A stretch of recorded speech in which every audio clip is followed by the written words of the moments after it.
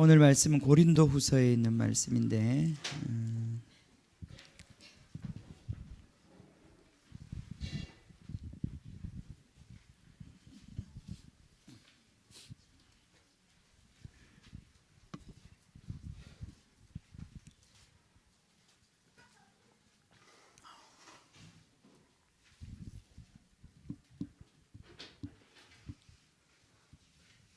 고린도후서 6장입니다. 6장 14절부터 7장 1절까지.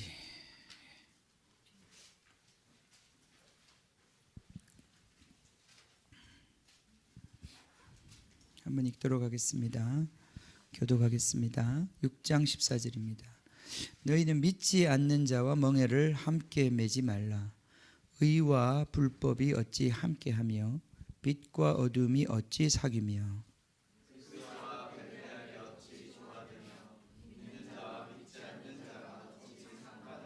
하나님의 성전과 우상이 어찌 일치가 되리요. 우리는 살아계신 하나님의 성전이라. 이와 같이 하나님께서 이르시되 내가 그들 가운데 거하며 두루 행하여 나는 그들의 하나님이 되고 그들은 나의 백성이 되리라.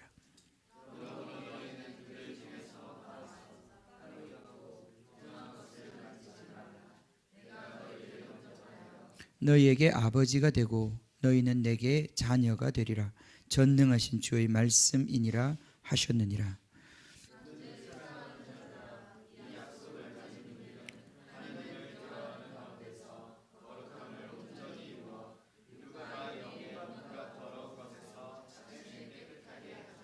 아멘.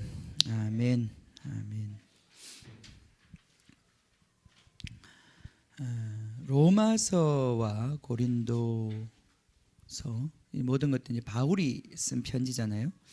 바울이 쓴 편지입니다. 편지예요. 편지. 편지라는 것은 대상이 있는 거죠, 그죠? 대상이 있고 필요가 있어서 또 꼭 할 말이 있어서 또 그 대상의 어떤 지금 상황에 맞게 쓰는 것이 편지입니다. 그러다 보니까 이제 고린도 전후서와 로마서의 그 대상이 다르기 때문에, 그죠? 이 편지들은 다 그 대상이 있는 거예요. 로마서는 로마에 있는 교회에게, 고린도 전후서는 고린도에 있는 교회에게. 그 당시에는 교회가 고린도 지방에 고린도 제1교회, 고린도 제2교회 이런 거 없었거든요. 고린도 감리교회, 고린도 장로교회, 그 옆에 고린도 순복음교회 이런 게 없었단 말이죠, 그죠? 그때는 고린도에 바로 고린도 교회밖에 없었어요. 우리 보라마을에는 무슨 교회가 있습니까? 보라마을 교회밖에 없죠. 굉장히 이게 얼마나 교만한 이름인지 몰라요. 다른 교회는 다 이렇게 무시하는 거죠. 내리 까는. 이 시대에는 그게 딱 적응하기 어렵지만은 이 시대는 그랬습니다. 고린도 교회가 있었고 로마 교회가 있었어요. 로마는 그 당시에 유대인들이 많이 살고 있었습니다. 전체 인구의 한 10%가 로마에 살고 있는 거주자의 10% 정도가 유대인이었다는 얘기가 있습니다. 그만큼 유대인들이 디아스포라 유대인들이 로마에 많이 살고 있었습니다.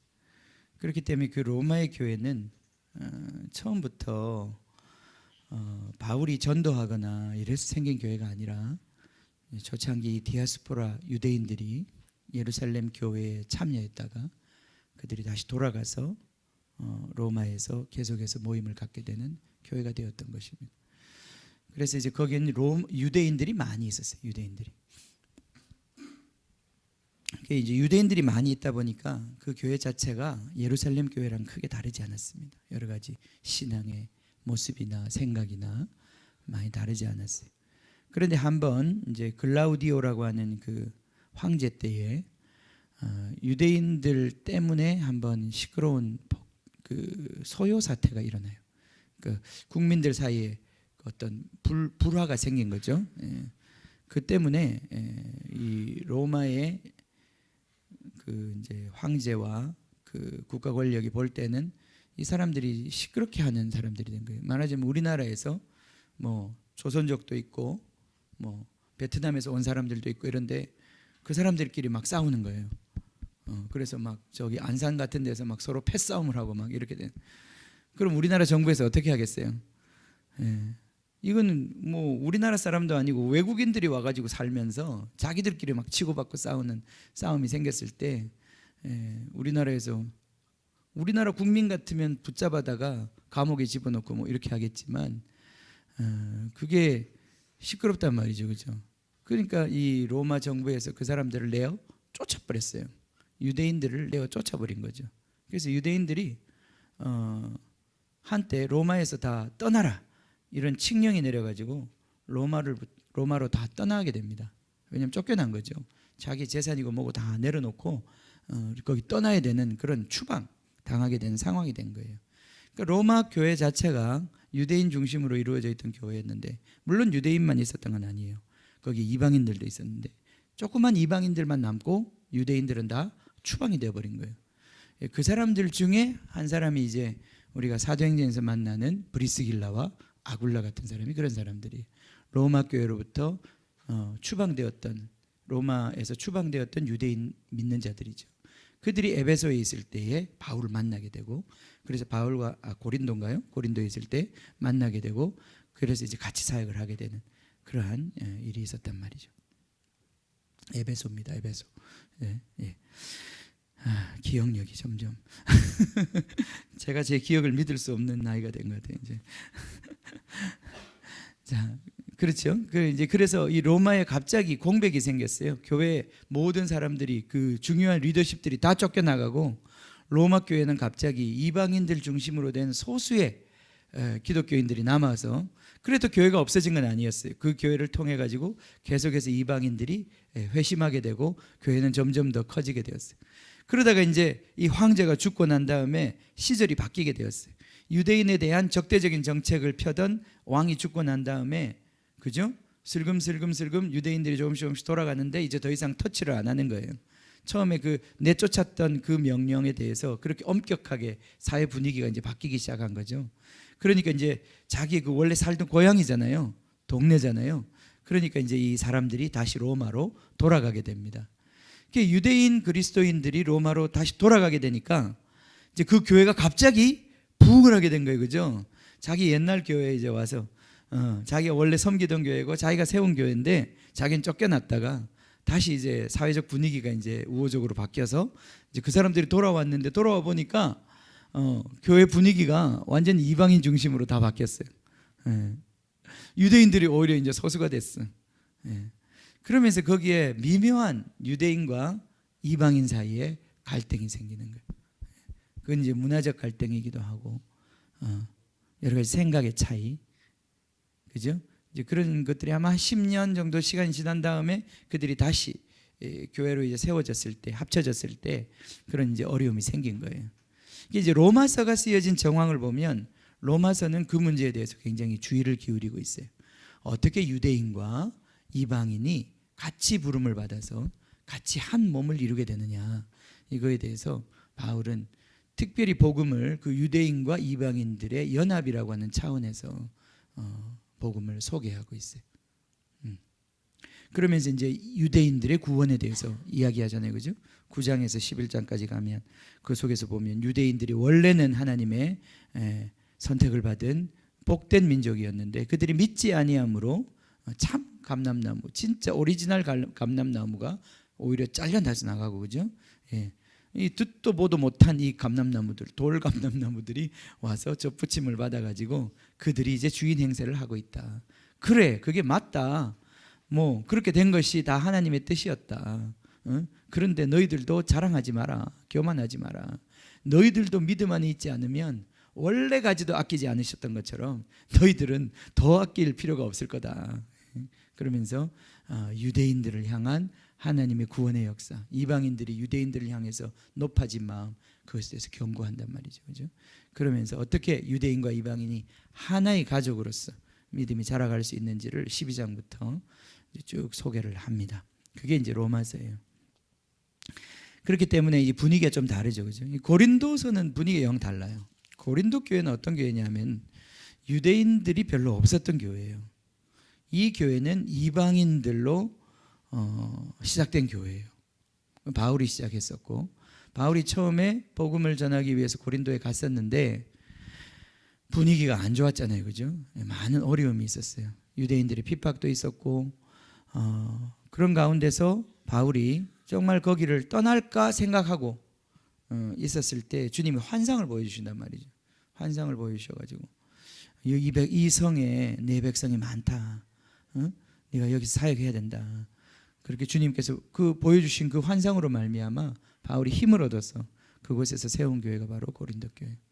근데 이 고린도 교회는 이제 완전히 이게 몸속에 엄마 뱃속부터 쩔어 있는 이방인들을 모아다가 교회를 시작한 거예요. 그러다 보니까 이들이 복음을 잘 이해하는지, 아니면 복음을 이해한다 할지라도 그들의 이 몸에 쩔어 있는 이 이방의 이 태도들, 습성들, 이것들이 계속 교회 생활하는데 문제가 되는 거예요. 그 예수 믿겠다고 온 사람들 중에는 여전히 창녀촌을 들락거리는 사람들도 있고, 결혼 생활이 물러난 사람이 있고, 그것과 복음을 연결시키지 못하는 거예요. 뿐만 아니라 완전히 이 돈 문제 때문에 멱살 잡고 싸우다가 결국은 법정 다툼까지 하는 사람들도 생기고, 그런가 하면 어떤 사람이 성령 받았다고 뭔가 체험했다고 막 갑자기 막 큰 소리를 외치면서 막 예배 시간에 저희가 하나님의 계시를 받았다. 그게 다 그 당시에 고린도 지방에 있었던 그 신전에서 있는 그 잡신들의 역사 가운데서 그 신탁을 받은 여자 무당들이 막 신내림이 이제 그 어떤 영적 기운이 있으면 그걸 가지고 흥분해 가지고 막 모임 가운데서 자기 마음대로 하고 자기 마음대로 얘기하고 어떤 그런, 그게 벌써 있었거든요. 근데 이 성령이 임하니까 또 그 똑같은 그렇게 반응하는 거예요. 성령이 임하면 그렇게 반응 안 해야 되는데 자기들이 옛날에 해오던 게 있기 때문에 성령이 임했는데 똑같이 하는 거예요, 이제. 막 그런 사람들, 뭐 별의별 사람들이 다 있는 거예요. 그런 거 하면 또 철학자들도 있잖아요, 그죠? 이 오랫동안 공부하고 이게서 거기서 늘 대학교에서 막 철학을 가르치고 이런 사람들, 그런 사람들은 예수의 복음을 받고 난 다음에 자금 나름대로 막 신학을 해가지고 예수의 부활은 지나갔다, 부활은 이미 일어난 거야, 막 그러면서 자기 마음대로 막 복음을 해석해가지고 막 가르치고, 정말 이 골치 아픈 교회, 이 고린도 교회. 고린도 교회는 들여다보고 있으면요, 정말 대단한 교회이긴 한데 다양한 정말 문제의 종합 백화점 같은 교회예요. 지금 온갖 교단들이 갖고 있는 문제들 다 보여주고 있는 그러한 교회라고 볼 수 있어요. 바울이 얼마나 이 교회를 목회하는 게 힘들었겠어요, 그죠? 그래서 고린도 교회만 생각하면 눈물과 고생과 이것밖에 생각이 안 나. 정말 속색이는 교회였어요, 고린도 교회. 그래서 우리가 고린도전서, 고린도후서를 읽을 때는 이게 좀 수준이 낮은 영적으로 수준이 낮은 그 사람들을 향해서 바울이 그 애끓는 심정으로, 마치 애들 하나하나 수준이 낮다는 게 그게 아니겠어요. 애들 아니겠어요, 애들. 그러니까 고린도 교회는 좀 이렇게 가면 좀 분위기가 나거든요. 분위기도 좋고 말 한마디 몇 마디 하면 쫙 알아듣고. 근데 이 고린도 교회는 막 설교하려고 그러면 막 시끄럽고 막 서로 싸우고 막 막 예배 시간에 막 핸드폰 보고 있고 막, 그죠? 이 아니 정신 없는 그런 교회인 거예요. 한쪽에서 막 방언하고 한쪽에서는 막 자기 혼자 성경 읽고 있고, 어떤 사람은 주보 연구하고 있고 이런 이상한 교회, 이상한 교회. 이게 고린도 교회인 거예요, 고린도 교회. 근데 다행히 이 고린도 교회 때문에 우리에게 정말 놀라운 또 하나님의 진리들이 고린도 전후서, 그죠? 통해서 우리에게 전달이 되었습니다. 자, 이 고린도 교회를 향한 문제들, 우리 고린도 전후서 읽을 땐 여러분이 그 도움을 받으시기 바랍니다. 이게 특별히 누구한테 유익하냐면 우리 같이 이방인으로 오랫동안 살아서 우리 온몸에 하나님을 섬기는 것이 무엇인지 모르는 이 이방적 사고방식, 이방적 습관, 이게 온몸에 쩔어 있는 우리들에게는 꼭 필요한 이방인들을 향한 복음의 말씀이에요. 이 말씀 우리 혼의 구원을 받는데 꼭 필요한 말씀들이에요. 영적인 어린아이들, 이 어린아이들이 어떻게 그 미성숙함을 극복하고 주님의 성숙한 자로 세워질 수 있는지를 가르쳐주는 귀한 말씀들입니다. 이 말씀을 통해서 우리가 혼의 구원을 받아야 되는 거예요. 성령에 대해서 깊이 있는 가르침이 있는 곳이에요. 여러분, 고린도전서 같은 말씀도 전 세계 사람들이 제일 좋아하는 말씀이 뭐예요? 제일 좋아하는 성경 한 페이지? 고린도후서 13장. 사랑에 대한 말씀. 근데 그 사랑에 대한 말씀이 뭐 때문에 나온 거예요? 그걸 몰라 사람들이. 뭐 때문에 나온 거예요? 그 놀라운 보석과 같은 말씀이 꽉 박혀 있는데 그 보석 테두리에 있는 말씀이 무슨 말씀이에요? 방언하라는 말씀이에요. 방언해라. 방언해라 사랑으로. 그거 아니에요, 그죠? 근데 우리는 사랑으로만 알고 방언은 몰라, 그죠? 그래서 이 신약학자들 중에도 방언에 대해서 반대하는 사람들 많습니다. 방언이 가짜다. 방언이 쓸데없다. 방언이 그렇게 중요하면 왜 성경에서 그거밖에 얘기 안 했냐? 방언 구절이 몇 개 안 된다. 방언 구절은 빼버리자. 성경에서 몇 개 되지도 않는데 괜히 그것 때문에 우리가 너무 골치 아프다. 딱 빼려고 했더니 그 방언 말씀 한가운데 전 세계 사람들이 제일 좋아하는 성경 말씀 사랑장이 딱 들어가 있는 거예요. 빼려면 그렇게 뺄 수는 없잖아요, 그죠? 빼려면 통째로 빼야지. 거기 보면 고린도서 13장인데 12장에 방언에 대한 이야기가 나오고 13장이 나오고 그 다음 안 나오면 12장만 빼면 돼요. 근데 14장에 또 방언에 대한 이야기 또 하고 있어. 그러니까 이게 뺄 수가 없는 거예요. 빼려면 13장도 빼야 돼. 통째로 12장부터 14장이 다 연결된 이야기인데 그 한중간에 사랑에 대한 이야기가 있는 거예요. 참 하나님 너무 지혜롭죠, 그죠? 절대 방언에 대해서 함부로 생각하지 못하도록 거기다가 꽉 박아 놓으신 거예요, 그죠? 자, 무슨 얘기하다가 또 사랑. 이 고린도전후서 여러분 깊이 묵상해 볼 말씀입니다. 근데 조금 어려워요. 그게 로마서도 어렵고 고린도전후서도 어렵고. 자, 근데 오늘 우리 고린도후서 거기 말씀 보겠습니다.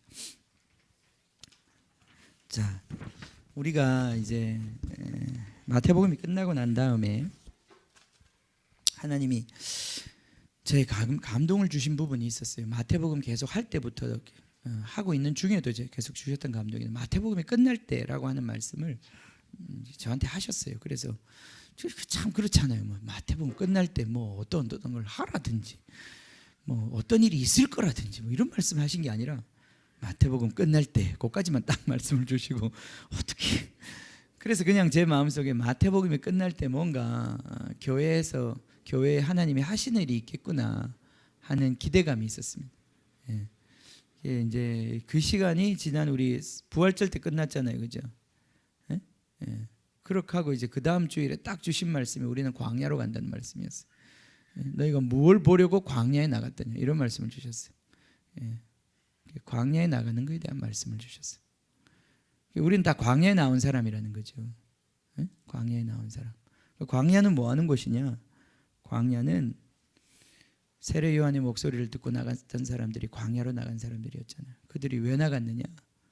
그들이 바로 엘리야의 영, 세례 요한 안에 역사하고 있는 그 엘리야의 영, 그 소리에 반응해서 그 영의 이끌림을 받아서 광야로 나온 사람들이라고 그랬어요. 그러면서 예수님께서 말씀하시기를 세례 요한보다 더 큰 이가 여기에 있다. 이제는 엘리야의 영이 아니라 하나님의 영이 친히 인도하시는 새로운 백성에 대한 말씀을 하신단 말이죠. 그러면서 광야에서 하나님의 영으로 말미암아 인도함을 받는 백성들에 대한 이야기를 그때 시작을 하셨어요. 그죠? 여러분 기억하시는지 모르겠어요. 그 이후에 오신 분들도 있어서. 그러면서 이렇게 매주 이 말씀을 주님 무슨 말씀을 주시렵니까? 제가 어떤 계획표를 갖지 않은 상태에서 오늘까지 왔어요. 오늘까지 어떤 의미에서 하나의 이제 매듭이 지어지는 것 같아요. 결국은 우리가 지금 광야에 있는 겁니다, 그죠? 광야는 어떤 곳이냐? 구원의 세 단계에 있어서 영의 구원을 받은 자들이 이제 혼의 구원을 이루어가는 곳이에요. 지금 우리는 거기에 있는 거예요. 거기에 더욱더 우리는 훈련받고 있는 거예요. 이미 우리가 광야에 나온 사람이라는 걸 알고 있었지만 하나님 이거 주목하게 하시고, 자, 이걸 주목하게 하시는 이유는 그 다음 단계, 그죠? 육의 구원을 향한 다음 단계로 나아가기를 원하시기 때문에 이 말씀 주고 계시다고 믿습니다. 다시 말해서 우리가 준비되어야 한다 이 말씀하시는 거죠, 그죠? 우리가 준비되면 그 다음에 정복하는 자로서 나아가게 될 것이다. 이제 정복이 시작되는 거예요. 정복이. 처음에 우리 창세기 말씀을 우리 교회에 주실 때 그 말씀을 주셨어요. 생육하고 번성하고 땅에 충만하라. 그 원어 그대로 번역하면 처음에 열매를 맺으라, 생육하라라고 하는 뜻이 열매 맺어라. 열매를 맺는 게 먼저예요. 열매를 맺어야 돼요. 열매를 맺어라. 그 다음에 많아져라, 배가 되어라. 그 다음이 땅을 채워라. 하나님이 원하시는 어떤 채움의 단계가 있는 거예요, 그죠? 채움의 단계가 없이는 그 다음 단계로 나가지 않습니다. 사도행전 1장에 보면 예수님의 제자들 11명이 되었을 때 그때 성령이 임하시지 못했어요, 그죠? 베드로가 그것을 깨닫고 채워야 한다는 걸 알았어요, 그죠? 그래서 12명을 채웠을 때 오순절이 이르렀고 호련히 성령이 임하신 것입니다. 하나님의 역사는 그냥 일어나는 게 아니라 하나님이 보시는 수준에 있어요. 그래서 우리 그걸 기다려야 되는 거예요. 하나님이 약속하신 그 성령을 주시기 전까지는, 하나님이 움직이시기 전까지는 우리가 할 수 있는 게 아무것도 없어요. 그럼 그때까지 뭘 해야 되는가? 하나님이 일하실 수 있도록 우리는 준비되어야 되는 거죠. 그게 채워지는 거예요. 채워지는 거. 우리 교회도 마찬가지예요. 지금 보면 많이 성장했어요. 지금 많이 성장해요. 사실은 오늘 같은 주일은 평소 옛날 같았으면 우리 굉장히 고전할 예배예요. 예, 사람이 없어가지고.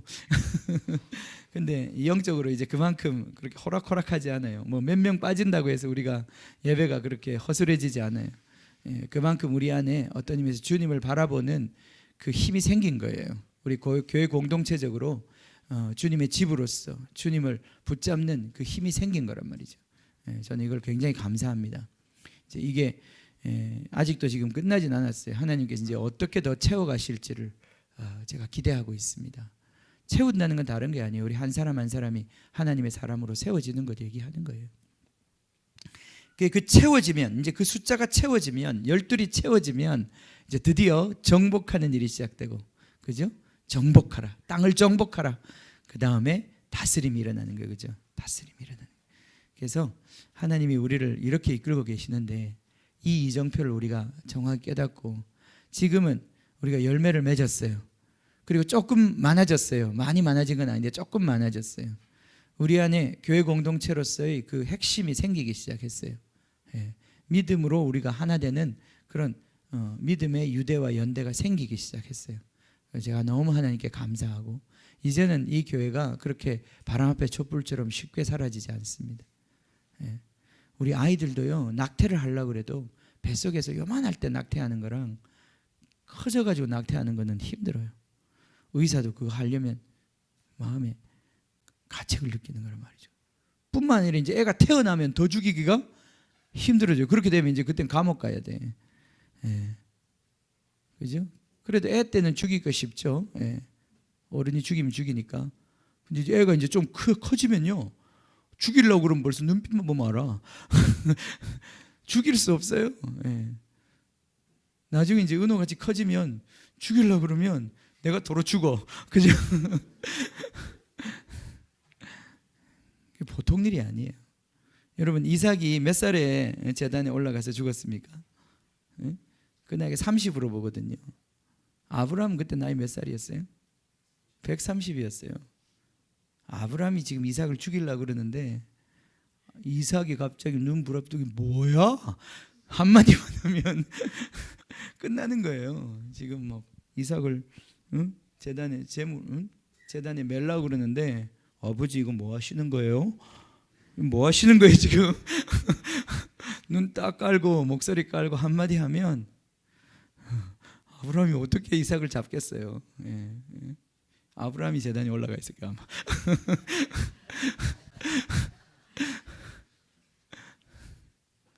그러니까요, 그 130살 아버지가 이삭을 제단 위에 묶었다고 하는 거는 이삭이 스스로 목숨을 내려놓은 거예요, 그죠? 예, 우리 예수님의 표상인 거예요. 그렇습니다. 죽인다는 게 쉽지 않아요. 사람을 죽인다는 게. 결국 교회가 지금 조금씩 자랐어요. 지금도 너무나 연약하지만 지금도 어떤 진짜 불미스러운 일 일어나고 막 바람이 불고 막 경제적으로 막 쪼이고 이러면은 금방 밟힐 것 같은 연약한 교회지만 그래도 하나님이 그간 하신 일이 있기 때문에 그렇게 쉽게 이제 죽지 않습니다. 예. 그래요. 여러분 안심하셔도 됩니다. 교회가 언제 없어질까 이제는 걱정 안 하셔도 됩니다.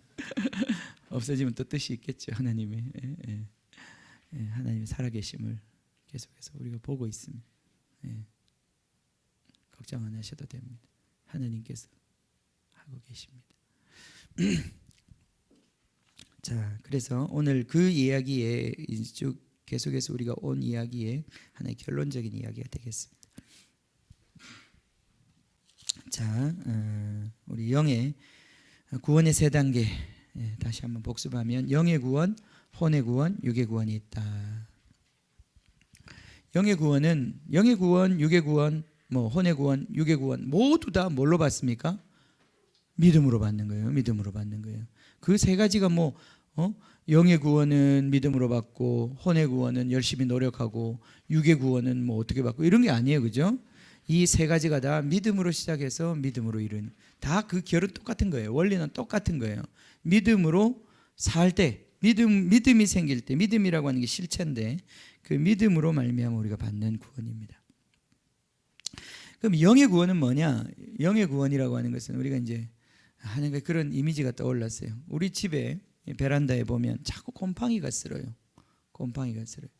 그 집을 지을 때 부실하게 짓고 또 곰팡이가 쓸 수밖에 없는 상황이기 때문에 그러다가 어느 날 곰팡이 홀씨가 날라왔겠죠. 거기에.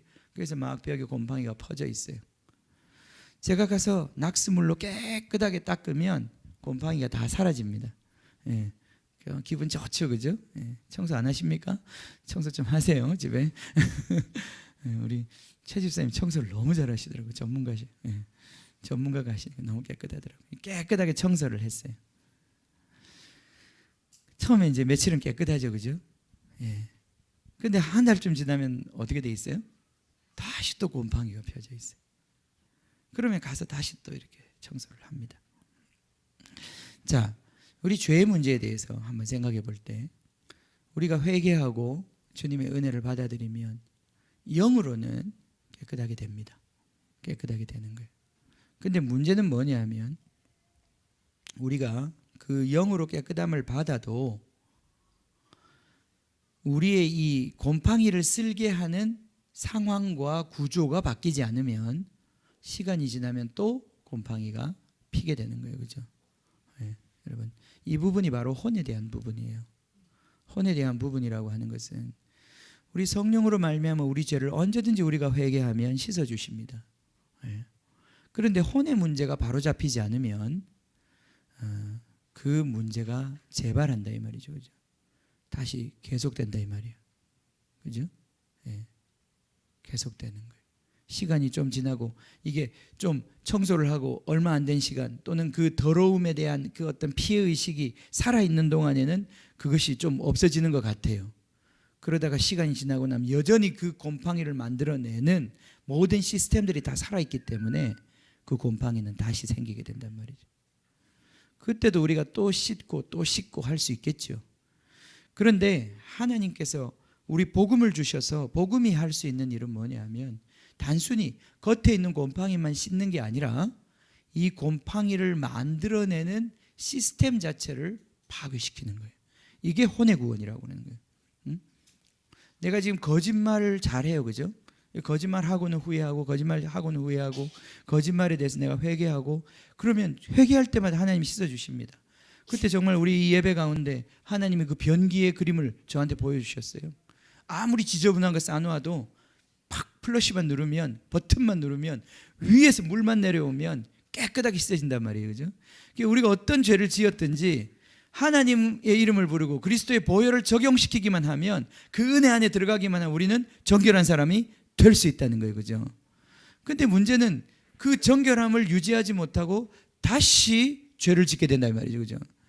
그래서 이렇게 되면 구약이 다 똑같아.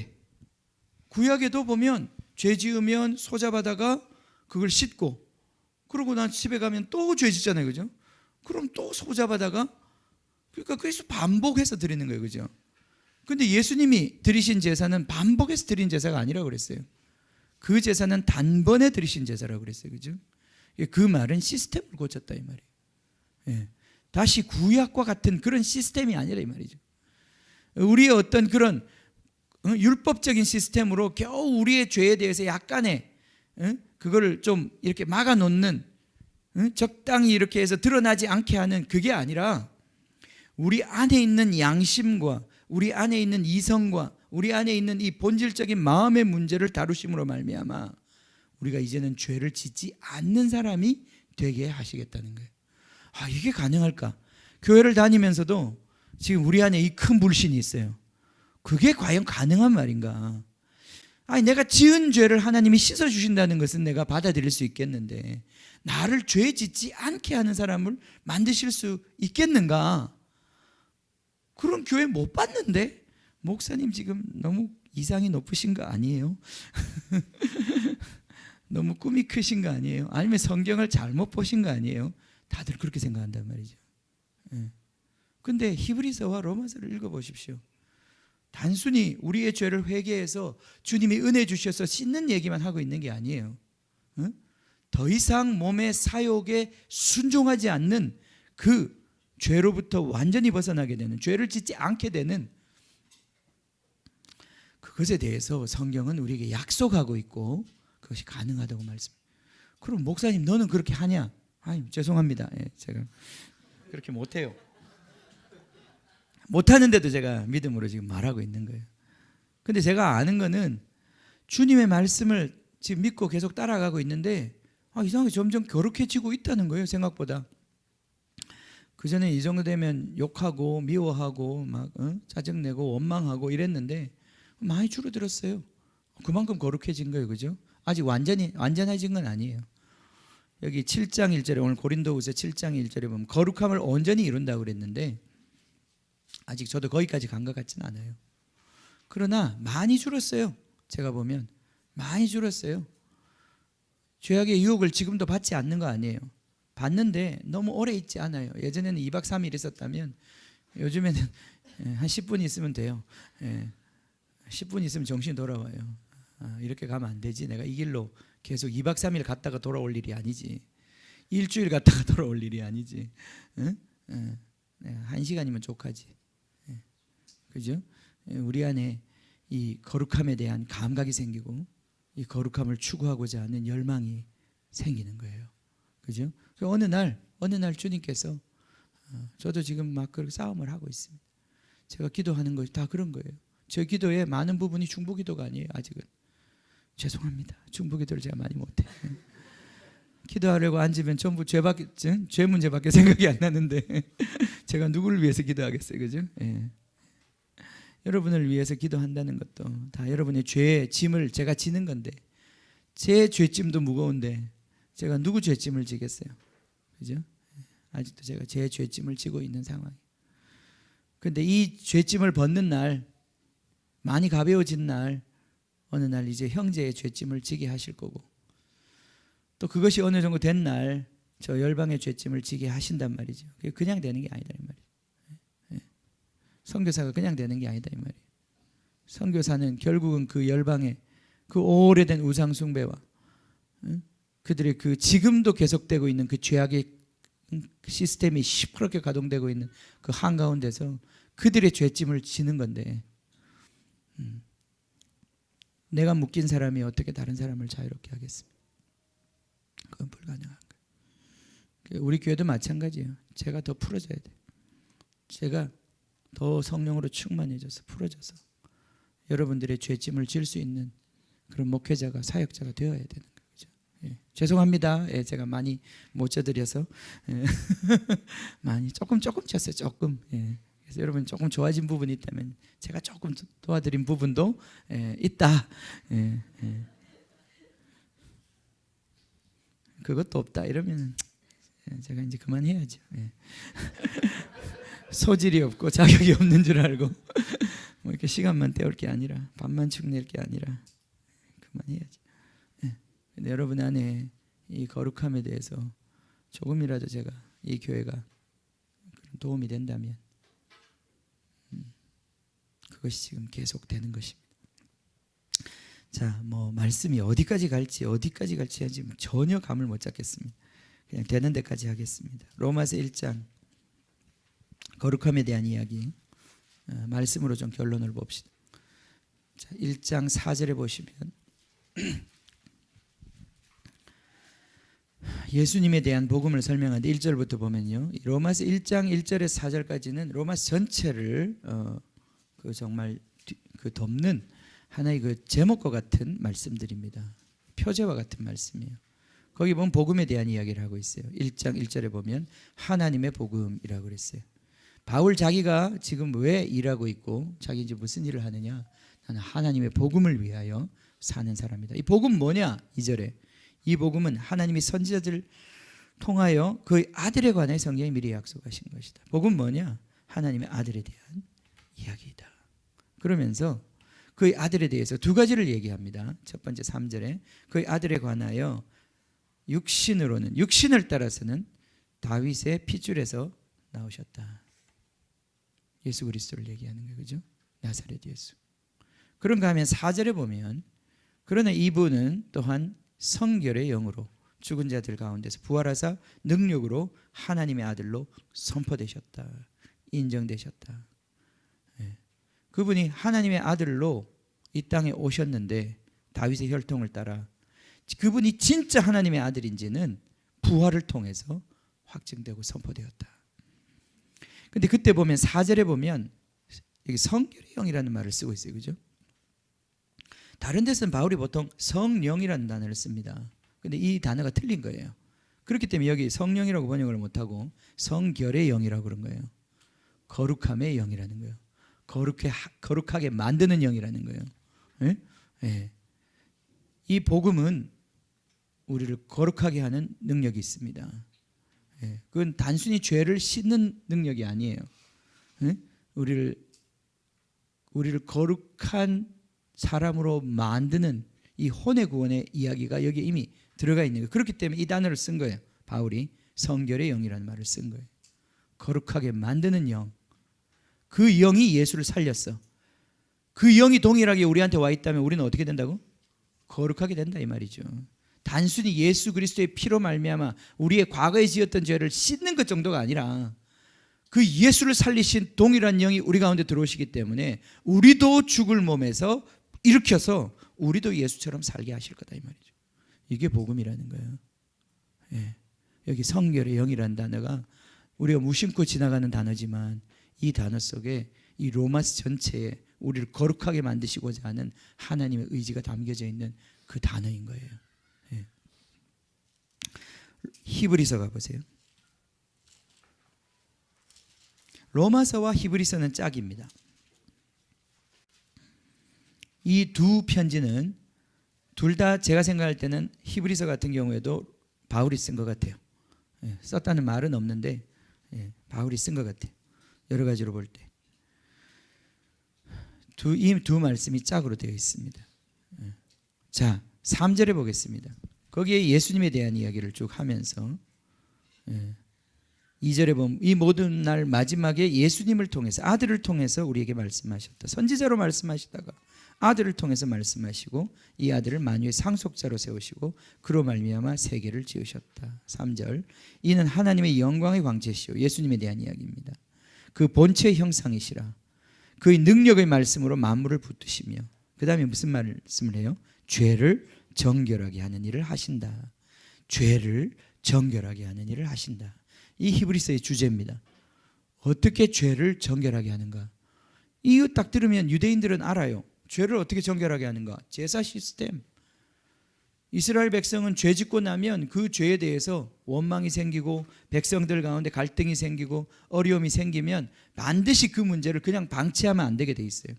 사법적 시스템이 가동할 뿐 아니라 그 죄를 씻기 위해서 그들이 배상할 뿐 아니라 그것이 하나님께 대한 손해이기 때문에 하나님의 백성을 더럽힌 죄이기 때문에 그들이 반드시 자기가 사기쳤으면 사기친 거 갚아주고 난 다음에 그걸로 끝나면 안 돼. 소를 사다가 가서 잡아야 된단 말이죠. 그죠? 소 한 마리 얼마예요? 예? 예. 그죠? 만만치 않습니다. 여러분, 죄짓기, 이스라엘 백성들 죄짓기 만만치 않아요. 죄 지으려면 돈 많아야 돼. 예. 죄 지을 때마다 양 한 마리, 소 한 마리 끌고 가야 된단 말이죠. 예. 그렇게 아니면 살 수 없는 백성으로 만들어 놓은 거예요. 하나님이. 이 성결케 하는 일을, 죄를 정결케 하는 일을 그분이 하신다. 제사 시스템에 대한 이야기고 제사장에 대한 이야기잖아요. 그죠? 그래서 히브리서 전체가 보면 제사 시스템에 대한 이야기고 제사장에 대한 이야기란 말이죠. 그런데 그것이 지금 보이는 저 제사장이 아니라 이 당시에는 예루살렘 성전 서 있었을 때거든요. 그게 아니라 하늘 성소에 계신 진짜 대제사장, 멜기세덱의 반차를 따라오는 진짜 대제사장, 그분은 하늘 성소에서 이제는 계속 죄를 짓고 회개하고 제사 지내서 이렇게 정결하는 시스템이 아니라 단번에 죄를 아예 짓지 못하게 만들어버리는, 죄 짓는 시스템 자체를 망가뜨려버리는 그런 제사를 드리셨다 이 말이죠. 그게 히브리서가 얘기하고 있는 거예요. 그래서 이 망가진 시스템을 우리가 받아야 된다. 우리가 죄 짓는 시스템이 망가져야 된다. 아멘. 할렐루야. 옛날에 그 영화 중에 그런 거 있잖아요. 왜 막 거짓말 하려고 그러면 막 혀가 꼬이는 그런 거 있지 않아요? 뭐 그런 영화 있지 않았어요? 라이어. 짐 캐리. 막 거짓말 하려고 그러면 막 그런, 이게 시스템이 망가지면 그렇게 되는 거예요. 그죠? 갑자기 내가 거짓말을 하면 내 코가 막 앞에 나오겠죠? 주님 뜻대로 안 살라고 그러면 막 온몸에 두드러기가 일어나. 그러면 좋겠죠. 온 몸이 반응하는 거야, 그냥 죄에 대해서. 내가 죄를 지으려고 그러면, 그전에는 이 죄를 지으려고 그러면 이 시스템이 너무 좋아가지고 막 죄를 짓기로 막 생각만 해도 막 어떻게 지어야 될지 다 알겠고 막 다 알아볼 수 있고 막, 그죠? 그리고 막 이 모든 게 다 어레인지 돼가지고 막 죄 짓는데 엄청 빨리 신속하게 죄를 지어, 그죠? 그런데 이 시스템이 안 받쳐주면 죄 짓기가 힘들어요, 그죠? 이 나쁜 야동 이런 거 좀 보려고 막 컴퓨터를 켰는데 컴퓨터가 켜지는데 한 시간쯤 걸리고, 그죠? 그다음 이거 보고 싶어 칵 클릭했는데 광고가 떠. 근데 예수님 광고 이런 거 뜨는 거예요. 막 그래. 근데 뭐 광고 끝나면 또 광고 떠. 또 광고 떠. 그런데 갑자기 또 막 버그가 막 바이러스 경고 막 이런 것들. 그럼 못 보잖아요, 그죠? 이게 얼마나 할렐루야. 이게 시스템이 망가진 거예요. 시스템이 망가진 거예요. 시스템이 망가져야 되는 거예요. 시스템이 망가지면 죄를 짓고 싶어도 짓기가 힘들어. 시스템 망가지는 것 중 방법 중에 하나, 돈 없어지는 거예요. 돈 있으면 죄 짓기 쉽거든요. 그죠? 우리 가난한 사람 얼마나 행복해요, 그죠? 죄 짓고 싶어도 돈 없어서 못 지어. 시간 없어서 못 지어. 우리 홍 집사님 보세요. 얼마나 거룩해졌나. 진짜 거룩해지셨어요. 제가 보면 진짜 깨끗해지셨어요. 화 많이 안 내시죠 요새? 그죠? 화낼 힘이 없어. 화도 예전에 힘이 있어야 내지. 그죠? 밤새도록 죄를 짓고 싶어도 집에 가면 텔레비전 틀면 딴 세상으로 가 있는데 그 텔레비 3시간 4시간 밤새도록 볼 힘이 없는 거예요, 그죠? 시스템이 망가진 거예요. 시스템이 망가지면 죄 못 짓습니다. 근데 이게 늙어서 망가지면 무슨 소용이 있어요, 그죠? 그게 아니라 젊어서도 망가지면 좋다 이 말이에요, 그죠? 젊어서 망가져야 돼요. 우리가 망가져야 돼요. 어릴 때부터 망가져야 돼요. 죄 짓는 게 불가능해져야 돼요. 거짓말을 한번 하는 것이 식은땀이 줄줄 흐르고 내가 이거 해도 되나? 이것이 우리가 거룩해지는 거예요. 거룩해지는 거예요. 오늘날 교회가 너무 세상하고 똑같아져 있어서 이 거룩이라는 말을 꺼내는 것조차도 부담스러워요. 사실 우리 교회는 너무 감사해요. 제가 이런 말을 마음껏 할 수 있다는 게, 목사가 설교를 마음껏 할 수 있는 건 정말 좋은 교회예요. 눈치가 보이면 어떻게 이 말을 해요? 거룩이라는 말을 꺼낼 수도 없는 교회가 있어요. 고통스러운 거죠. 그런 교회는 목사도 못 다닙니다. 목사가 다닐 수 없어요. 뭘 하겠어요 거기 서서. 그 죄인들이 죄 지으라고 그냥 망봐주는 건가요? 결코 그럴 수 없습니다. 결코 그럴 수 없습니다. 거룩하게 하는 것, 거룩하게 하는 것. 아멘, 아멘. 시간이 거의 다 갔네요. 설교 이제 더 안 해도 되겠네. 뭐 이거 늘 했던 얘기라. 시스템 파괴를 시켜야 합니다. 이거 파괴하는 방법이 예수님한테 있어요. 없는 게 아니야. 히브리서 그걸 얘기하고 있고 그것도 믿음이에요. 로마서가 믿음을 얘기하고 있다면 히브리서도 믿음에 대해서 얘기하고 있어요. 야고보서도 믿음에 대해서 얘기하고 있어요. 다 믿음에 대해서 얘기하고 있어요. 이 믿음의 시스템이 작동하기 시작하면 율법의 시스템이 무너지고 믿음의 시스템이 작동하기 시작하면 죄는 힘을 못 쓰게 돼 있다는 거예요. 죄의 권세는 율법에서 나오기 때문에. 이게 무슨 말씀인지 아직 이해가 안 되죠. 저도 100%는 이해 안 됩니다. 근데 많이 이해가 되기 시작했어요. 성경이 새롭게 막 보입니다. 이 율법의 시스템이 우리 가운데 파괴돼요. 이번 7월 훈련하면서 하나님께서 이 부분에 대해서 계속 조명하고 계세요. 지금 어떻게 내가 율법적이었나. 이 율법의 시스템이 깨져야 결국은 죄 문제가 극복이 되겠구나. 복음이 복음되겠구나. 그걸 우리가 더 깊이 보는 거예요. 자,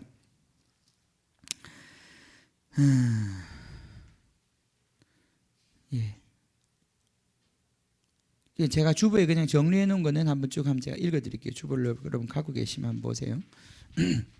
자, 혼의 시스템을 바꾸는 일이 뭐냐? 지난 시간에도 말씀드린 적이 있는데 왕을 선택할 수 있다. 로마 12장에 보면 6장에 보면 이런 말을 너희가 한번 보세요. 아무리 마음이 급해도 성경 말씀을 여러분이 제가 하는 설교는 제가 성경을 이해한 데서 나온 겁니다. 그죠? 성경 제 어떤 주장이나 이론이 아니에요. 성경을 묵상하고 성경을 연구한 데서 나온 말이에요. 그래서 성경 말씀에 있는 말씀들이에요. 자, 12절 보세요. 그러므로 너희는 죄가 너희 죽을 몸을 지배하지 못하게 하여. 이 지배하지 못하게라고 하는 단어는 왕노릇하지 못하게라는 단어예요. 왕이 되지 못하게 하여. 로마서 6장 12절입니다. 얘기 잘못했나요? 로마서 6장 12절 거기 보세요.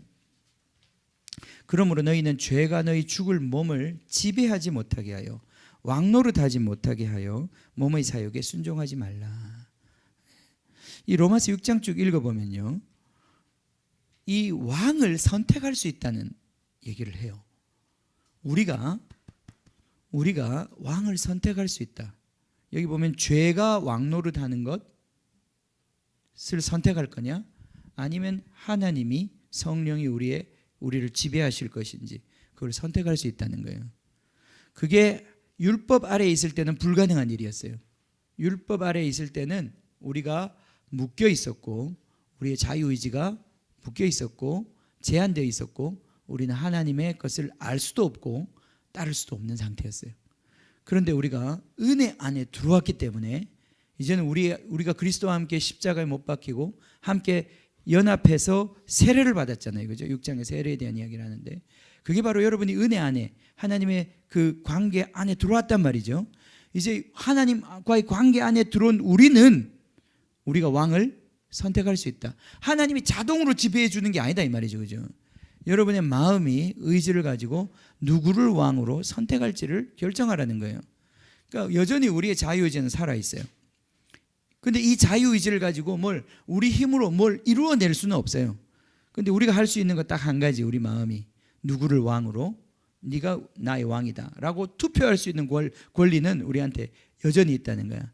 이거에서 성공해야 된다는 거예요. 지금 바울이 얘기하는 게. 그러면서 죄가 그전에 막 우리를 노예로 삼고 우리를 죄로 끌어갔던 그 죄가 갑자기 내 안에서 막 몸의 충동을 일으키고 감정 흥분을 일으키고 생각을 속여가지고 나를 또다시 그리로 막 끌고 가려고 할 때 우리가 어떻게 해야 돼요? 뭐야 이거? 이렇게 해야 되는 거죠. 그전에는 그냥 어쩔 수 없어 질질질 끌려가서 그냥 죄 짓고 끝났는데 그렇게 하면 안 된다는 거예요. 이제는 질질질 끌려가면서 너 뭐야 지금 뭐 하는 거야? 이렇게 하세요. 지금 제가 보여드린 거예요. 막 죄 짓는 그 욕망이 막 가득 찼을 때 갑자기 딱 서서 딱 이렇게 쳐다보고 뭐 아무도 없지만 너 뭐니? 뭐야 지금 너 뭐 하는 거야? 생각해 보세요. 어떤 사람이 여러분 집에 들어와 가지고 막 냉장고에 뭐 꺼내고 막 해가지고 막 가구 배치도 다시 하고 막 그러고 있으면 갑자기 여러분 집에 왔을 때 뭐라고 그러시겠어요? 너 누구야? 뭐야 이거? 야 제자리 갖다 놔. 그렇게 하지 않겠어요, 그죠? 지금 그렇게 하라는 거예요.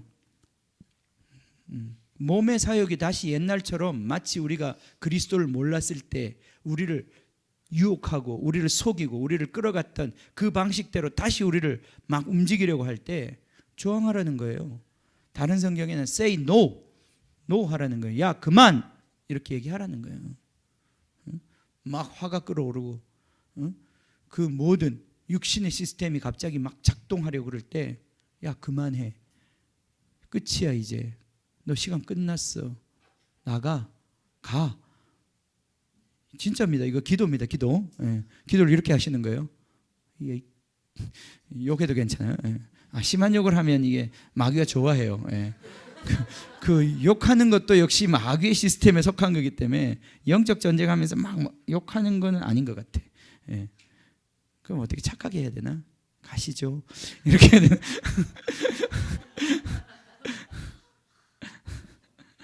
어쨌든 이게 영적 전쟁하다 보면 가끔 세게 하는 건 좋은데 다시 마귀스럽게 하는 경우도 있어요. 예. 그건 아닌 것 같아 내가 보니까. 기도원 같은 데서 막 영적 전쟁한다면서 막 마귀한테 욕하고 막 마귀를 때린다고 사람 때리고 마귀는 때리지도 못하고 사람만 때리고 막 그러는데 그건 아닌 것 같아요. 그건 아닌 것 같아요. 예, 뭐 그 외에 있잖아요. 우리 이번에 문제된 신옥주 목사인가 거기는 귀신 쫓아낸다고 막 사람들 불러내고 서로 때렸다고 그러는데 이해는 돼요. 예. 그렇게 두드려 맞으면 정신이 좀 들고 내가 눈물도 나고 내가 죄에 대해서 좀 더 자각을 하게 되는 건 있는데 근데 문제는 마귀가 두드려 맞는 게 아니라 사람이 두드려 맞는다는 게 문제예요. 사람은 맞으면 상처를 받거든요. 그러니까 우리가 마귀를 때려야지 사람을 때릴 일이 아니다 이 말이죠. 어쨌든 이 몸의 사역을 순종하지 못하게 해라. 그 권세는 나한테 있는 거예요, 그죠? 이걸 자꾸 착각하면 안 돼요. 나는 아무것도 할 수 없다. 그건 마귀가 준 생각이에요. 이미 예수님께서 우리를 자유케 해주셨어요. 자유를 사용할 수가 있는 거예요. 다만 우리는 아직도 익숙지 않아요. 너무 오랫동안 이 자유를 사용해 본 적이 없기 때문에 우리 눈치 보고 살았고 우리는 환경에 따라 살았고 그냥 우리는 그렇게 해야 된다는 말에 따라 살았지 내 자유를 사용해서 하나님을 사랑해 본 적이 없는 거예요. 사람을 사랑해 본 적이 없는 거예요. 우리는 항상 그렇게 살았어요. 거기서 벗어나야 되는 거예요. 거기서 벗어나야 진짜 사랑을 할 수 있는 거예요. 마음의 선택을 배울 수 있어야 되는 거예요. 하나님을 마음으로 사랑하는 법을 배워야 되는 거예요. 내 마음으로 하나님 당신을 원합니다. 당신이 오셔서 나를 다스려 주십시오. 나를 다스려 주십시오. 하나님 나를 다스려 주십시오. 하나님이 여러분이 그렇게 선택하면 하나님이 와서 여러분을 다스려 주시는 거예요. 네. 하나님 나를 다스려 주십시오라고 하는 것이 바로 예배입니다. 우리 예배의 찬양이 다 그런 거예요. Reign in me. 나의 주 다스려 주십시오. 주님 나를 다스려 주십시오. 내가 주님을 높여드립니다. 내 자신을 높이지 않습니다. 주님을 높여드립니다. 주님이 오셔서 나를 다스려 주십시오. 이게 예배인 거예요. 감사이고. 그래서 하나님의 뜻을 구하고 성령이 말씀하실 수 있는 발언권을 드리라. 은혜로 다가오는 것들을 알아보고 믿음으로 취하라. 하나님이 반드시 은혜로 주시는 그 피할 길들이 있어요. 거기를 들어가야 돼. 거기에 들어와야 돼요. 거기에 들어와야 사는 거예요. 마치 그거하고 똑같아. 왜 그 TV에 뭐 그 오락 프로그램 보면 우리 지난번에 했었잖아. OX 해놓고 왜 가는 거 그런 것처럼 하나님이 여러분의 삶에 OX를 항상 주셔. 은혜로 은혜의 선택과 그렇지 않은 선택을 주셔. 여러분 마음이 결정해야 되는 거예요, 그죠? 결정 안 할 수가 없어. 그때 우리가 항상 은혜를 선택하면 그 은혜 속에서 우리는 살게 되는 거예요, 그죠? 그걸 믿음으로 취할 수 있어야 돼요. 자신의 몸 지체를 은혜 안에 있게 하라. 지식에까지 새로워지는 것. 새 사람의 세계관, 가치관. 결국은 생각이 바뀌는 거예요. 시스템이 바뀐다고 하는 것은 그것의 핵심은 여러분의 프로그램이 아예 바뀌어버리는 거예요. 여러분의 가치관, 여러분이 그 바라보는 것, 생각의 재료가 아예 바뀌어버리는 거예요. 그 전에 좋아하던 것 이런 게 다 바뀌어버리는 거예요. 내 삶의 우선순위 이런 게 다 바뀌어버리는 거예요. 그리고 나중에 보면 그게 어리석었다는 걸 알아요. 그렇게 죄악 가운데 내가 왜 그것에 그렇게 얽매여서 살았을까? 자, 그리스도의 말씀으로 충만해지는 것. 자, 마지막으로 영적 전쟁의 원리. 이 부분은 우리 같이 좀 잠깐만 제가 정리를 하고 가겠습니다. 세상을 이기는 승리는 이것이니 우리의 믿음이니라. 결국은 믿음으로 이기는 것입니다. 믿음 있는 사람이 이기는 것이지 똑똑한 사람이 이기는 거 아니고 부자가 이기는 것 아니고 교회를 오래 다닌 사람이 이기는 게 아니고 목사라서 이기는 게 아니란 말이죠. 믿음이 있어야 이기는 거예요. 이 믿음을 가지셔야 돼요. 이 믿음이 여러분 안에 실제가 되어야 되는 거예요. 그 믿음만큼 여러분은 이길 수 있어요. 세상은 마귀는 호락호락하지 않습니다. 여러분 지금 청문회 같은 거 보세요. 겉으로 아주 멀쩡해 보이는 사람들도 약점이 있단 말이죠. 그거를 끝까지 파고들고 집요하게 물고 늘어지는 그 세력이 있기 때문에 그것 이기기가 쉽지 않습니다. 여러분 마귀가 우리를 공격하는데 결국 가면 갈수록 우리의 약점을 나중에 그 흠과 점을 결국은 끝까지 물고 늘어지게 돼 있는 거예요. 우리가 이기는 것은 믿음입니다. 그죠? 믿음입니다. 믿음을 가지셔야 돼요. 자, 여호사밧의 전쟁 역대하 20장 거기 한번 읽고 우리 오늘 말씀 마치겠습니다.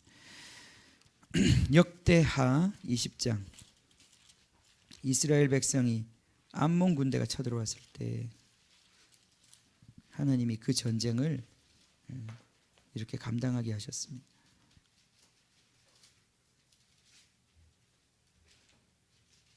자, 모압과 암몬 자손이 20장 1절에 보면 마온 사람들과 함께 와서 여호사밧을 치고자 했다. 전쟁이 일어나고 있으니까 모압과 암몬, 이스라엘의 요단강 오른쪽 지금 요르단 지역에 있는 그 나라들이 이스라엘을 이제 전쟁을 하려고 치러 오는 상황이었어요. 14절 여호와의 영이 회중 가운데서 레위 사람 아하시엘에게 임하셨어요. 예언이 임했습니다. 그는 아삽 자손 mat다냐의 현손이요 여이엘의 증손이요 브나야의 손자요 스가랴의 아들이었더라. 야시엘이 이르되 온 유다와 예루살렘 주민과 여호사밧 왕들이여 들을지어다.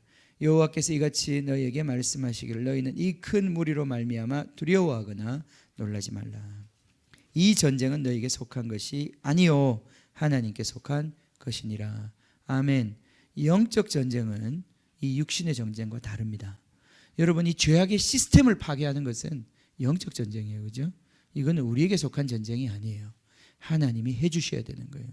하나님의 전쟁입니다. 16절 내가 내일 너희는 그들에게 내려가라. 그들이 시스 고개로 올라올 때 너희가 골짜기 어기 여루엘 들 앞에서 그들을 만나려니와 17절 이 전쟁에 너희가 싸울 것이 없다. 그죠? 이거는 그전처럼 막 칼과 창을 가지고 싸우는 싸움이 아니었다는 거예요. 이거는 너희의 싸울 싸움이 아니다. 그럼 뭘 갖고 있어야 돼요? 이들에게 믿음이 있어야 돼요. 믿음이. 대열을 이루고 서라.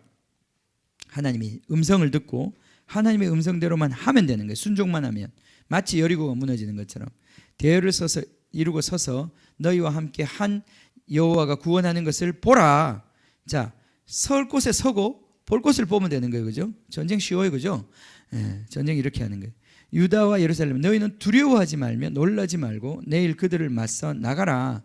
여호와가 너희와 함께 하리라 하셨느니라 하며 상식적으로는 칼도 들지도 않고 창도 들지도 않고 성가대 가운 입고 나가지고 노래 부르려고 하면 전쟁이 된다는 말입니까? 18절에 여호사밧이 이 말을 믿었어요. 여호사밧이 몸을 굽혀 얼굴을 땅에 대니 온 유다와 예루살렘 주민들도 여호와 앞에 엎드려 여호와께 경배하고 그핫 자손과 고라 자손에게 속한 레위 사람들은 서서 심히 큰 소리로 이스라엘 하나님 여호와를 찬송하니라. 그죠? 20절 드디어 전쟁이 시작되었습니다. 이에 백성들이 아침에 일찍 일어나서 드고와 들로 나가니라. 나갈 때 여호사밧이 서서 이르되 유다와 예루살렘 주민들아 내 말을 들을지어다. 너희는 너희 하나님 여호와를 신뢰하라. 믿음이요. 그죠? 믿음밖에 없어요. 여호와 하나님을 신뢰하라. 그리하면 견고히 서리라. 그의 선지자들을 신뢰하라. 그리하면 형통하리라. 이 싸움은 이렇게 싸우는 거예요. 지금 이 영적 전쟁은 21절 백성과 더불어 의논하고 노래하는 자들을 택하여 거룩한 예복을 입히고 군대 앞에서 행진하며 여호와를 찬송하여 이르기를. 자, 이 찬송이 우리가 오늘 했던 찬송이에요. 응? 뭐지? 우리 아까 했던 뭐지? 주의 선하심 인자하심이 영원하십니다. 그죠? 여호와께 감사하세 그 인자하심이 영원하다 하게 하였더니. 이 찬양을 하면서 그들이 적진에 섰어요. 그죠? 자, 그 노래와 찬송이 시작될 때 여호와께서 무엇을 두었어요? 복병을 두었다고 그래서 숨어있는 군대, 복병을 두어 유다를 치러 온 암몬 자손과 모압과 세일산 주민들을 치게 하심으로 그들이 패하였으니 곧 암몬과 모압 자손이 일어나 세일산 주민들을 쳐서 진멸하고 세일 주민들은 멸한 후에는 그들이 서로 쳐 죽였더라. 그러니까 이 전쟁이 어떻게 된 거예요? 지금 자세한 설명은 안 나오지만 이게 연합 군대였어요. 모압과 암몬과 세일 사람들의 연합 군대였는데 이 사이에 뭔가 틀어졌는지 모르지만, 연합이 깨졌는지 모르겠지만 이 모압과 암몬 군대가 올 때 세일산의 군대가 숨어 있다가 얘들을 쳤어요. 그죠? 무슨 욕심이 들어갔는지 뭐 어떤 일이 알 수 없지만, 그래서 이 세일 사람들은 다 죽었어. 그 다음에 암몬과 자손, 모압과 자손이 또 서로 불화가 생겨가지고 서로 치고받고 해서 다 죽였어요. 그죠? 이스라엘 백성은 바깥에 서서 노래만 하고 있는 거죠. 싸움은 지들끼리 해서 다 치고받아서 다 끝났어요. 그죠? 자, 이게 하나님의 전쟁입니다. 하나님, 이게 영적 전쟁이에요. 영적 전쟁이에요. 우리는 찬송만 하면 됩니다. 우리는 하나님을 높이기만 하면 됩니다. 하나님을 신뢰하기만 하면 됩니다. 그죠? 하나님이 우리의 왕 되셔서 하나님이 우리를 인도만 해주시면 되는 거예요. 시편 149편 오늘 읽었던 그 말씀, 결론적으로 찬송하라는 얘기 계속 나오잖아요. 그죠? 시편 149편 찬송하라 찬송하라 찬송하라. 그죠? 기타를 들고 찬송하고 북을 치면서 찬송하고 호흡이 있는 모든 자는 다 찬송하고. 그죠? 5절에 보면 성도들은 영광 중에 즐거워하며 그들이 침상에서 기쁨으로 노래할지어다. 그들의 입에는 하나님에 대한 찬양이 있고 그들의 손에는 두 날 가진 칼이 있다. 양날 가진 칼.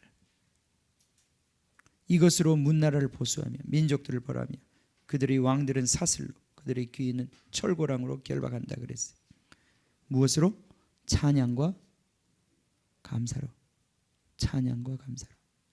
하나님을 알되 하나님을 영화롭게도 아니하고 하나님을 감사하지도 아니하는 그것이 바로 영적 전쟁에서 첫 번째 실패의 자리였어요. 우리가 다시 하나님 찬양하고 하나님 예배하고 하나님 우리 왕으로 인정하고 그분이 와서 우리의 모든 상황 속에서 그분이 다스릴 수 있도록 우리가 문을 열어드리면 영적 전쟁, 우리 혼의 변화 일어나기 시작하는 거예요. 거룩한 사람 될 수 있는 거예요. 우리 노력해서 되는 게 아니라 그분을 바라볼 때 그분의 영이 우리를 그렇게 바꾸시는 거예요. 예.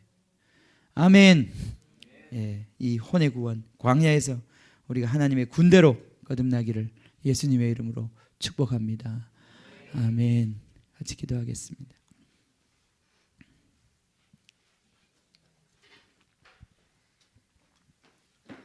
같이 기도합시다.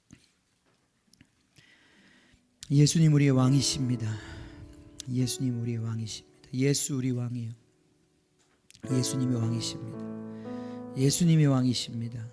주님, 우리 안에 가짜 왕들, 주님 나를 속여서 나를 마치 자아를 왕이 될 수 있는 것처럼 부추겼던 이 거짓된 소리들, 가짜 왕들, 나를 왕시켜준다고 해놓고는 뒤에서 꼭 뚝딱지처럼 조종하고 결국은 나를 죄악의 구렁텅이로 몰아갔던 이 가짜 왕들, 예수님의 이름으로 내가 너희를 꾸짖노니 여기는 한 사람 한 사람 가운데서 떠나갈지어다. 주님, 우리의 왕은 주님밖에 없습니다. 하나님의 아들 예수 그리스도, 당신이 왕이십니다. 주님을 찬양합니다. 주님을 찬양합니다. 주님께 감사를 드립니다. 주님 감사합니다. 다시 이 비밀을 알게 해주시고 다시 이 생각을 정상으로 돌아오게 해주시니 감사합니다. 아담이 속았던 그 자리에서 예수님 승리하시고 우리에게 주님 이 복음으로써 다시 주님이 왕 되시는 그 찬란한 하나님의 나라를 우리에게 주시니 감사합니다. 주님, 다시 한 번 더 믿음의 눈을 들어서 예수님 바라봅니다. 우리 가운데 높이 들리신 그 십자가를 바라봅니다. 하나님의 아들 독생자 예수, 세상 죄를 지고 가는 어린 양 예수 그리스도, 주님 당신을 찬양합니다.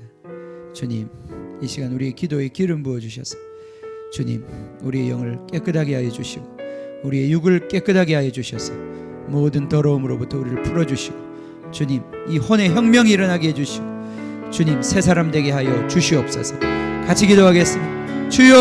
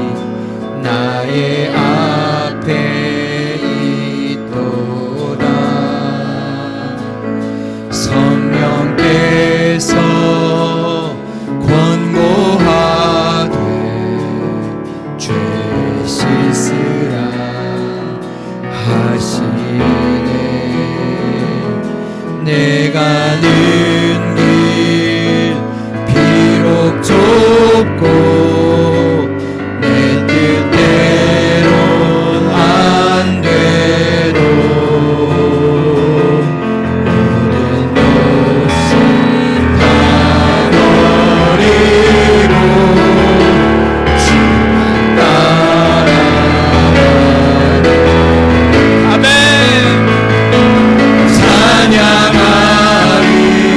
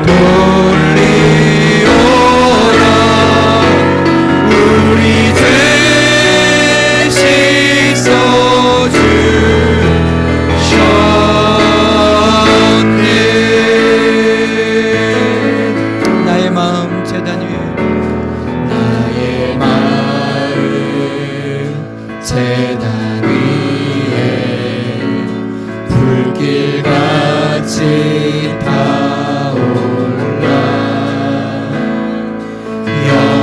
영원토록 찬양하며 주께 영광 돌리에 감사하신 주의 은혜 나를 영접하셨네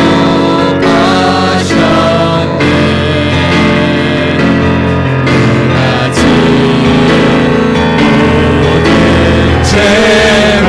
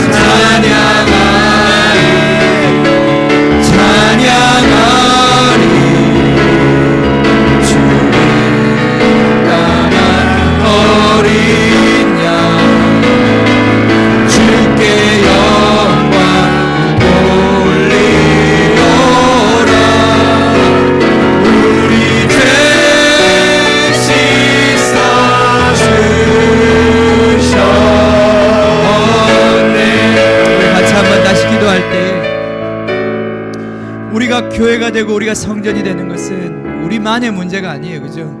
결국은 육의 구원, 결국은 온 세상의 구원, 이 땅의 교회들을 다시 한 번 더 회복시키고 이 주의 거룩한 백성들이 다시 한번 주의 임재 가운데 연합하면서 마지막 이 전쟁을 감당할 수 있는 성전으로 세워져야 할 것입니다. 우리가 그 사명을 가지고 지금 교회를 하는 거예요. 우리가 지금 개척교회, 이 작은 교회같이 보이지만 우리가 싸우는 싸움은 본질적인 싸움이에요. 그거는 교회가 작든 크든 똑같은 문제예요. 하나님은 큰 교회, 덩치 있는 교회, 그 교회, 그 덩치에 감동받는 게 아니에요, 그죠? 하나님이 다윗을 선택할 때에 사무엘이 보기에도 이 정도면 정말 이스라엘의 왕으로 쓸만하다. 아닙니다. 그게 아니에요. 다윗과 같이 본질적인 주님의 사명에 눈을 뜬 자, 그 양떼를 돌보는 것이 무엇인지, 원수와 싸우는 것이 무엇인지, 이 할례받지 못한 자들의 그 조롱소리 앞에서 용기와 믿음을 일으켜 골리앗 앞에 나설 수 있는 그들이 필요한 것입니다. 믿음의 사람들이 필요한 것입니다. 그 금보다 귀한 믿음이 있느냐 없느냐가 중요한 것이지 교회 덩치 갖고 얘기할 문제가 아니에요. 오 주님, 이 본질적인 싸움을 감당할 수 있는 교회로 주님 세워주시옵소서. 여기 있는 한 사람 한 사람이 이 본질적인 싸움에서 물러나지 않게 하여 주시옵소서. 감당할 수 있게 하여 주시고 거룩함에 이르러 주님 빛의 군대로 일어날지어다. 오 주여.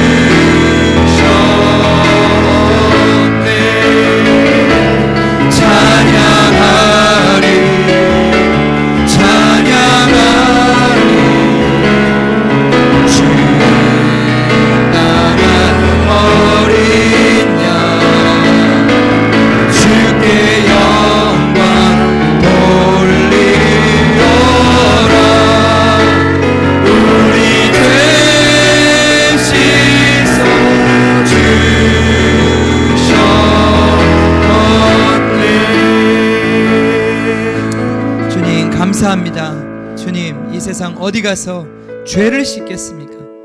주님, 이 세상 어디에서 우리가 거룩한 자가 되겠습니까? 주님, 그 정결하게 하는 셈, 예수 그리스도의 십자가로 인한 그 보혈의 권능과 성령의 깨끗게 하심 있는 곳, 주님의 몸된 교회를 주신 주님을 찬양합니다. 주님, 이 땅의 교회들을 위하여 다시 한번 기도하오니 주님이 본질적인 사명 회복하게 하시고 본질적인 죄를 정결하게 하시는 하나님의 그 역사를 감당할 수 있는 교회들이 되게 하여 주시옵소서. 주님, 예수의 이름으로 이곳에 이렇게 작은 주님의 공동체가 있습니다. 작은 무리여 두려워하지 말라. 주님, 정말 너희와 함께 있다고, 하나님 너희와 함께 한다고 말씀하신 그 말씀처럼 주님, 우리가 작지만 주님과 동행하고 주님과 항상 함께하는 공동체로 서기를 원합니다. 하나님, 여기 나 한 사람 한 사람 주님 아직 미흡하고 부족하고 연약하다 할지라도 주님 그 손 붙잡고 주님 정말 이 여리고를 정복할 군대로 주님 일어날 수 있도록 주님 그렇게 한 걸음 한 걸음 축복해 주십시오. 주님, 이제 9월달 10월달 남아있는 올 한 해 주님 약속의 말씀처럼 우리를 온전히 회복시켜 주셔서 주님 2020년 우리가 주님 주시는 그 영광스러운 사명 감당할 수 있도록 주님 우리를 계속해서 이끌어 주시옵소서. 감사와 찬양을 드리며 예수님의 이름으로 기도하옵나이다. 아멘. 지금은 우리 주 예수 그리스도의 은혜와 하나님 아버지의 크신 사랑과 우리를 이 광야 한가운데서 주님 군대로 우리를 인도하시는, 밤과 낮으로 인도하시는 그 성령님의 코이노니아가 주님의 몸된 형제 자매들 머리 위에 지금부터 영원히 함께 하시기를 간절히 축원하옵나이다. 아멘. 아멘.